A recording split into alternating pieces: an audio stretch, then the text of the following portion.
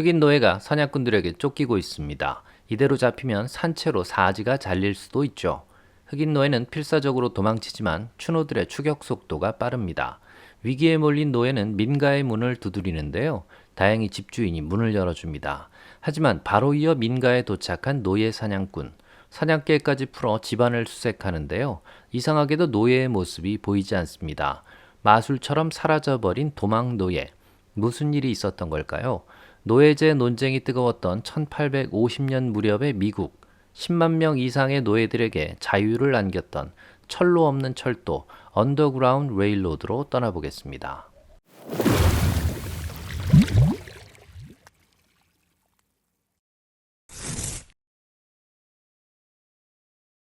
1834년 영국에서 노예제가 폐지되었고 1848년 프랑스에서도 한 차례 부활했던 노예제가 완전히 폐지됩니다. 1850년대에 이르러 다른 유럽 국가들도 대부분 노예제를 폐지하죠. 하지만 미국으로 팔려온 흑인들은 노예의 신분을 벗을 수 없었습니다. 결국 노예 제도를 둘러싼 갈등 때문에 미국은 내전을 치러야 했죠. 노예제 폐지의 북부주와 노예제 유지의 남부주. 하지만 흑인 노예를 둘러싼 문제는 미국 내부에만 머물지 않았습니다. 국경만 넘으면 자유의 몸이 될 수 있었으니까요. 노예주인 버지니아 담배 농장에서 일하던 한 노예는 믿었던 주인에게 배신을 당합니다. 임신한 아내와 세 딸을 다른 곳에 팔지 말아달라며 돈을 주었는데 주인은 돈을 받은 뒤 가족들을 모두 다른 곳에 팔아버렸죠. 가족을 모두 떠나보낸 이 노예는 목숨을 건 탈출을 계획합니다. 대표적 자유주였던 펜실베이니아로의 탈출이었는데요. 기상천외한 방법을 선택합니다. 자신을 우편물로 만들어 필라델피아에 보내는 방법이었죠. 이 노예는 손에 황산을 부어 본인의 살을 태워버립니다. 뼈가 드러나는 큰 부상 덕분에 노역에서 제외될 수 있었죠. 그리고 바로 그날 가로 세로가 1m도 되지 않는 상자 안에 들어갑니다. 상자 안쪽에는 천을 둘렀고 숨을 쉬기 위해 작은 구멍을 뚫었습니다. 생존에 필요한 소량의 물과 비스킷을 챙겼고 박스 밖에는 건조식품이라고 적었습니다. 1849년 사람을 숨긴 이 박스에 우편 배송이 시작되었고 마차, 철도, 증기선, 마차, 철도, 페리, 철도, 마차로 옮겨지며 27시간 뒤 펜실베이니아주의 필라델피아에 도착합니다. 박스 위쪽에 조심히 다룰 것, 이쪽을 위쪽으로 라고 적어두었지만 운송업자들은 상자를 여러 번 거꾸로 놓거나 거칠게 다루었죠. 노예제 폐지협회 회원들의 사무실에 상자가 도착했고 회원들은 상자를 열어 무사 탈출한 이 노예에게 자유를 선물합니다. 상자를 통해 자유를 얻은 이 흑인 노예의 이름은 헨리 브라운. 상자가 그의 삶을 바꾸었기에 그의 풀네임은 헨리 박스 브라운이 되었죠. 헨리 박스 브라운은 다른 노예들에게도 자유를 선물하기 위해 노예제 폐지 운동에 동참하고 유명 인사가 되는데요. 1850년 돌연 활동을 멈추고 영국으로 도주합니다. 미국 의회에서 이른바 도망 노예법이 통과되었기 때문이죠.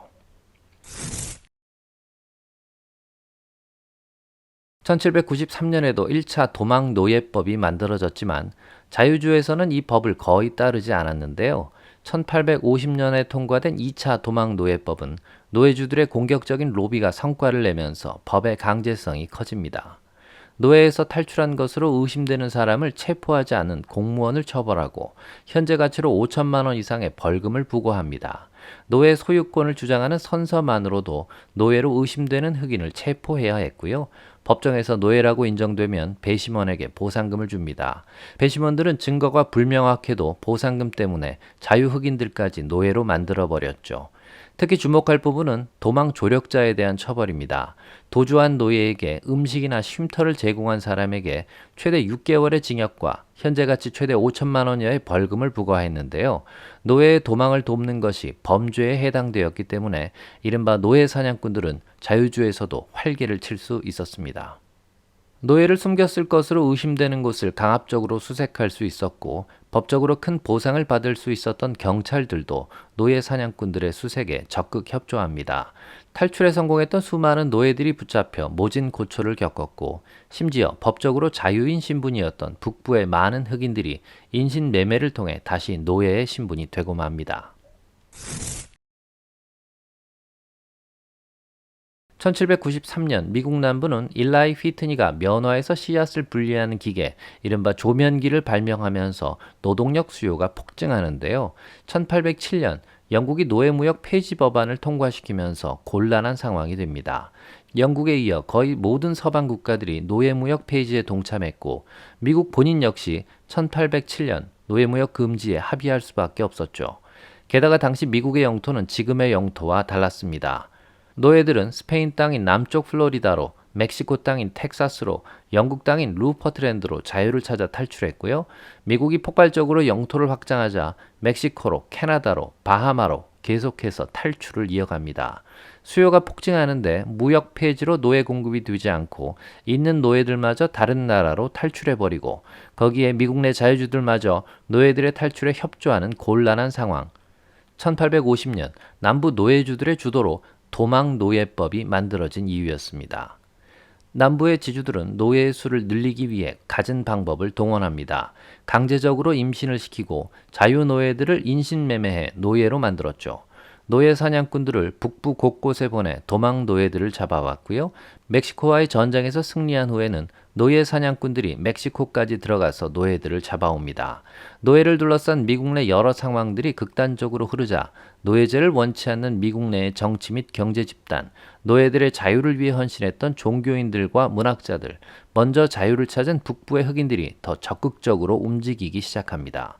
노예 무역은 물론 노예제까지 폐지하는 세계적인 흐름도 큰 동력이 되었죠.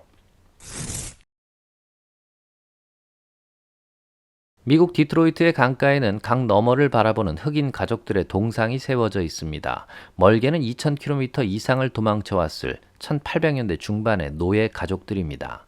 이들이 마주한 디트로이트 강의 폭은 좁은 곳은 약 800m. 그런데 바로 코앞, 강 너머에 보이는 흑인들과는 처지가 너무 달랐습니다. 디트로이트 강이 미국과 캐나다를 가르는 국경이었기 때문이죠. 많은 흑인들이 노예 사냥꾼의 추적을 따돌리고 디트로이트 강을 건너 자유인이 되었는데요. 앞서 소개한 강력한 도망 노예법에도 불구하고 이들은 어떻게 이곳까지 올 수 있었을까요? 언더그라운드 레일로드, 이른바 지하철도 덕분이었습니다. 노예제를 반대하며 노예들의 자유를 위해 노력했던 많은 이들은 2차 도망노예법 통과 이후 새로운 방법을 찾아야 했습니다.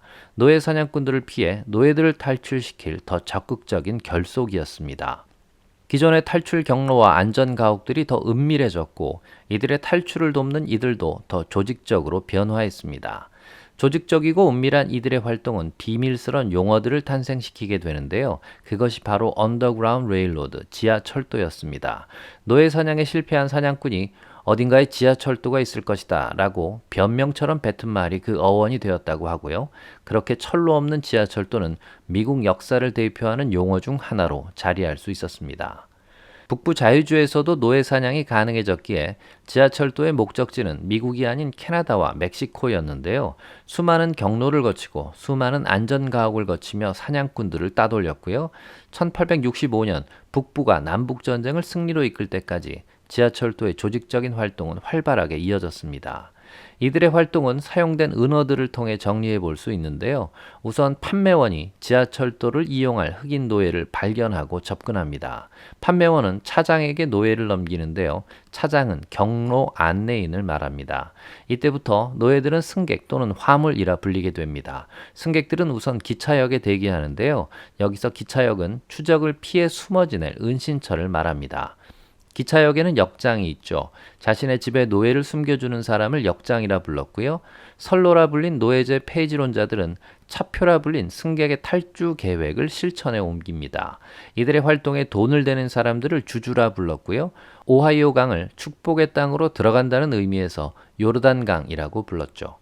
주주들의 도움을 받아 요르단강을 넘어선 이들은 천국이라 불린 자유의 땅 캐나다로 넘어갈 수 있었습니다. 언더그라운드 레일로드, 비록 눈에 보이는 잘 닦인 길은 아니지만 철로도 없는 철도 노선이지만 그 어느 철도 역사보다 가치 있는 길이 아닐까 생각되고요. 먼 옛날 이야기 같지만 영상을 만들면서 북한을 탈출하는 이들의 과정이 여전히 이와 같지 않을까 싶어 마음이 아픕니다. 구독, 좋아요, 댓글은 언제나 큰 힘이 됩니다. 길과 바다의 이야기 도로시였습니다.